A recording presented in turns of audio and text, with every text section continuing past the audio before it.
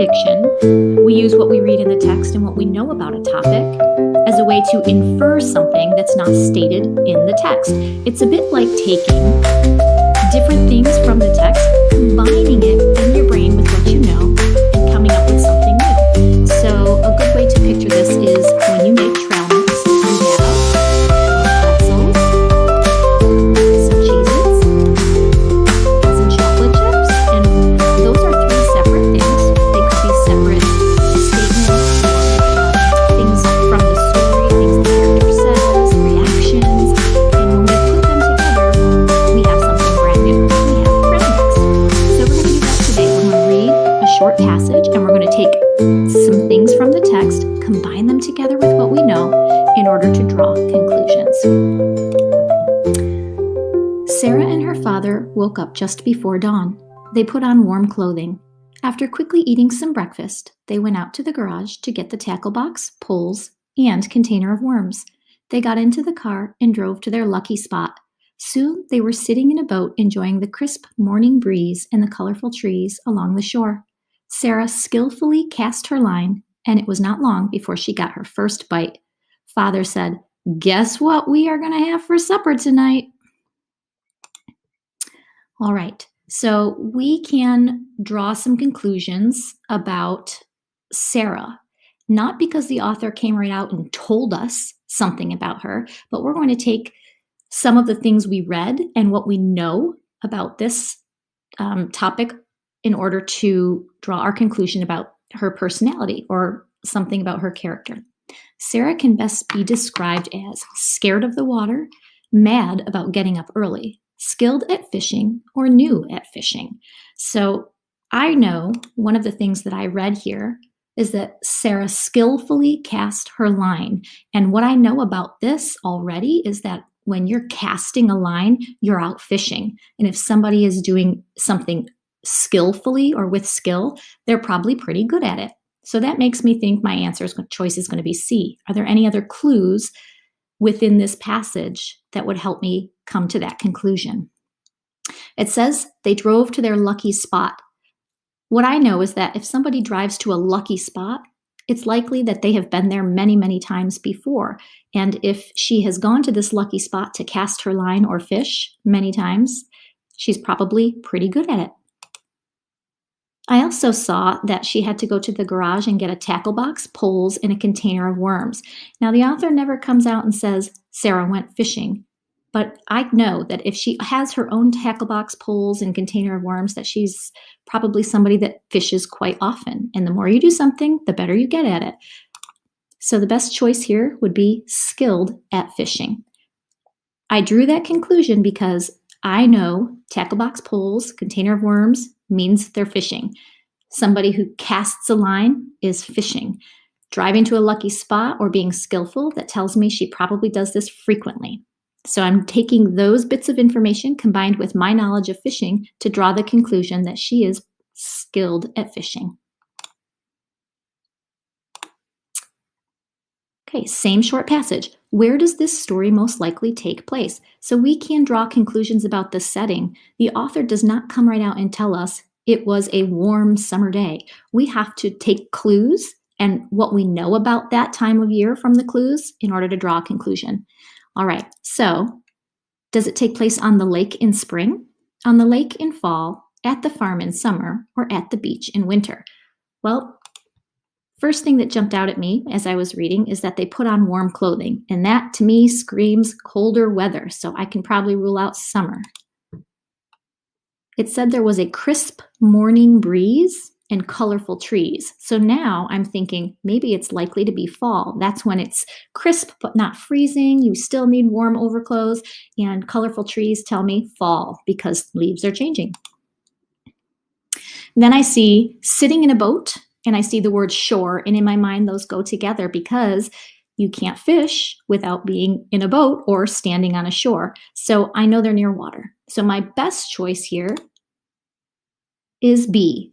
I know that they're on a lake in the fall because the only other water would be a lake in the spring, and we wouldn't have colorful trees in the springtime. They'd just be starting to get their buds back, and we wouldn't be at the beach in winter because we wouldn't have colorful trees and a crisp morning breeze. Okay, last question. Why did Father start talking about supper tonight? He was hungry, he was making a joke, Sarah wanted to go home, or Sarah caught a fish. So I went straight to where he started talking about supper. Father said, guess what we're going to have for supper tonight? And right before that, it says that it wasn't long before she got her first bite. Now, in my mind, I know she's fishing, she's cast her line, and she got her first bite. So they're talking about a bite from a fish, and we can infer that she's caught it, and that's what they're going to be having for supper. It also says, earlier in the passage, we talked about how she had her own tackle box, their poles, container of worms. That lets me know that Sarah and her father likely go fishing quite frequently, and when she gets a bite, that probably means that she's caught something and Dad can plan on having fish for supper that night. So our best choice is D. Alrighty, and there's those fish. So today you'll be working on drawing some conclusions about setting, about characters, based on what you know about the situation they're in from reading, and little clues that the author gives us.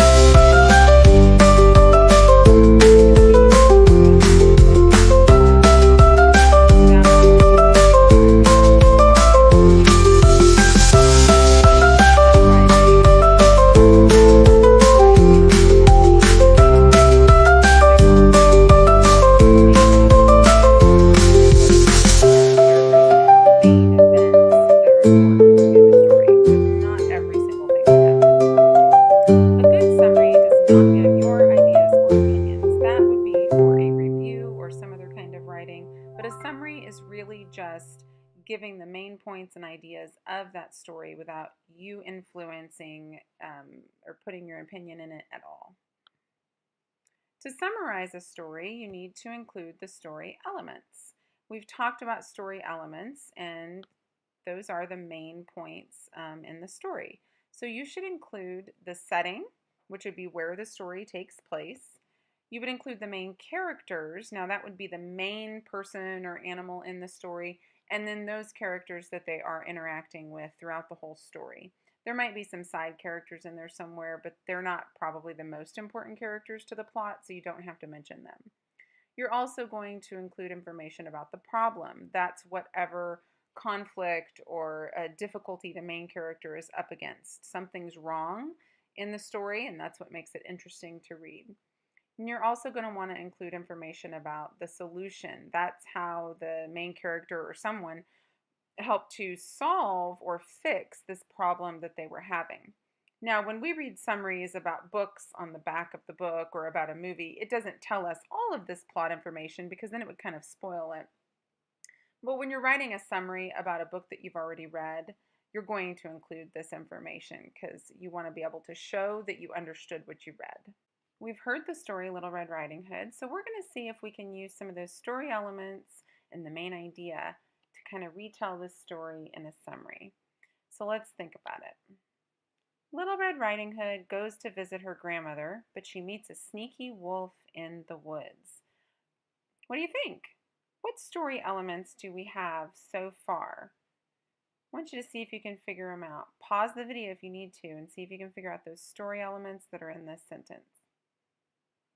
Did you figure it out? We've got the main characters. We've got Little Red Riding Hood, and we've also introduced this sneaky wolf, and we've mentioned the grandmother. We've also talked about the setting because it mentions that this happens in the woods. Okay, let's see what else we can do. He tricks Little Red into thinking he is her grandmother so that he can eat her. We're getting into some of the problem now. The problem that Red is dealing with is that she's being tricked by this wolf. Is she going to fall for it? Is she going to get eaten? Let's continue. In the end, a woodcutter saves Little Red and her grandmother from the wolf. Now, what story element is this over here? You're right, it's the solution. So we've got the main characters introduced up here with the setting. We've got the problem is that Little Red is being tricked and she might get eaten. And then the solution down here comes from this nice woodcutter that comes and saves them. So we've got all those story elements, and this only took 3 little sentences. So that's how you write a summary. They can be pretty short and sweet. Okay, let's review. A summary is a short retelling of the main idea of a story. A summary includes only a few important details. Whatever is really important to the plot, to that problem and solution, you can include, but you're not going to include every detail about how it was fixed or maybe even the other ways that the character tried to fix it before it was finally fixed at the end.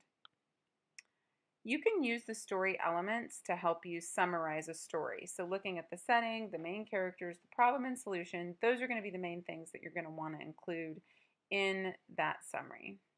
And that's pretty much it.